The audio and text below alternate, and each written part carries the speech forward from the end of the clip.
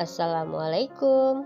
Hari ini kita belajar tema 1, indahnya kebersamaan, subtema 3, bersyukur atas keberagaman di pembelajaran 3. Sebelumnya kamu telah belajar tentang permainan bakia. Menarik bukan? Kamu tentunya senang dapat mencobanya. Permainan tradisional lain yang cukup menarik adalah engklek. Tahukah kamu permainan ini? Ayo kita coba bersama. Pernahkah kamu bermain engklek? Permainan ini adalah permainan tradisional yang sangat banyak dimainkan oleh anak-anak di Indonesia. Engklek merupakan permainan lompat pada bidang datar yang digambar di atas tanah. Permainan engklek biasa dimainkan oleh 2-5 orang. Mau tahu cara bermainnya? Ayo kita coba. Permainan engklek itu ada aturannya. Pertama, kita harus menentukan jumlah pemainnya. Jumlah pemainnya yaitu 2-5 orang. Kemudian peralatan yang kita gunakan adalah gacu atau pecahan genting dan kapur atau tepung untuk garis batas. Cara bermainnya yaitu lompatlah dengan menggunakan satu kaki di setiap petak-petak yang telah digambar. Siapkanlah gacuk sebelum bermain. Lemparlah gacuk ke salah satu petak. Petak yang ada gacuknya tidak boleh diinjak, ditempati oleh setiap pemain. Lompatlah ke petak berikutnya dengan satu kaki mengiling-ilingi petak-petak yang ada. Pilihlah sebuah petak yang dijadikan sawah setelah menyelesaikan satu putaran. Petak itu boleh diinjak dengan dua kaki. Pemain lain tidak boleh menginjak petak itu selama permainan. Pemain yang memiliki sawah yang paling banyak adalah pemenangnya. Permainan engklek memerlukan keterampilan lokomotor, yaitu kemampuan untuk melakukan gerakan anggota tubuh sehingga seluruh tubuh berpindah tempat. Keterampilan lokomotor sangat penting untuk mengukur kemampuan motorikmu. Beberapa keterampilan lokomotor dasar yang perlu kamu kuasai adalah berjalan, berlari, dan melompat. Selain permainan engklek, bangsa Indonesia juga mempunyai banyak permainan yang diwariskan secara turun-temurun.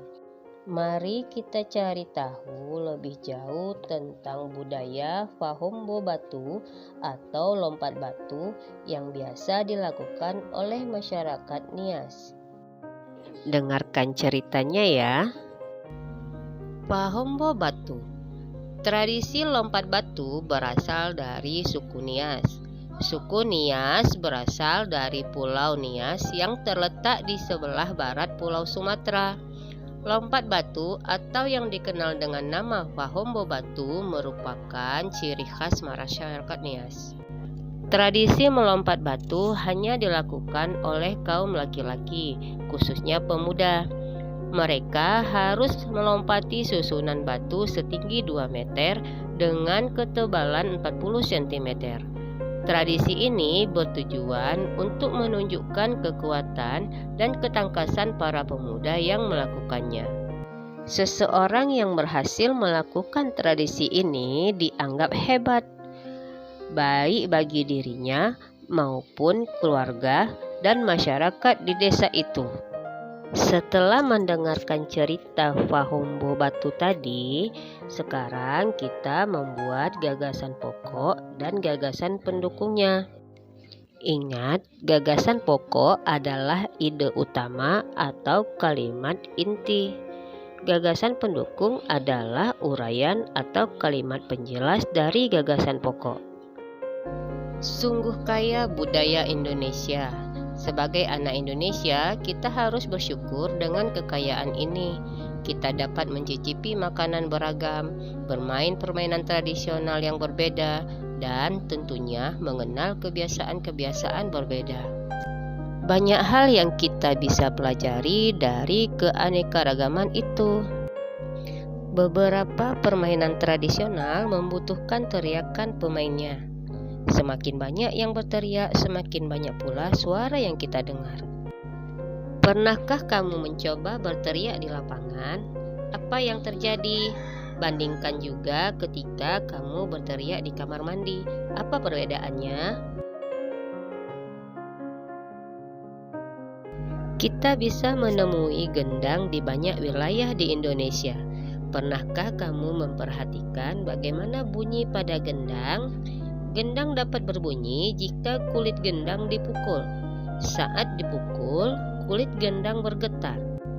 Getaran ini menghasilkan bunyi.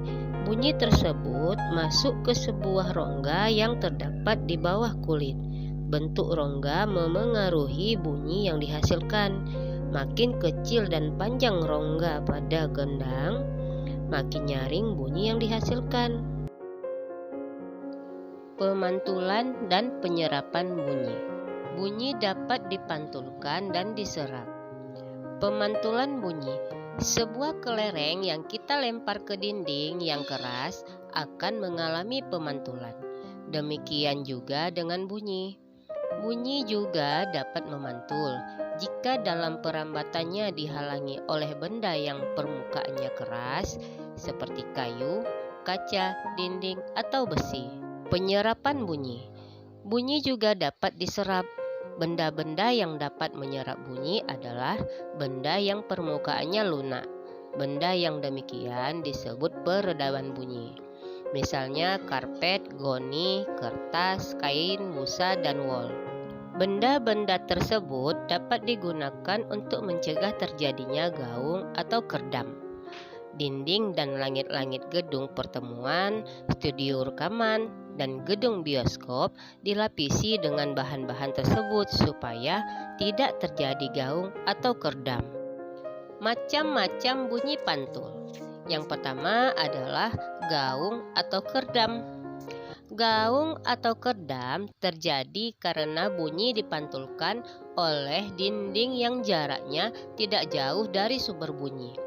Hal itu menyebabkan datangnya bunyi pantul bersamaan dengan bunyi asli yang belum selesai terucapkan.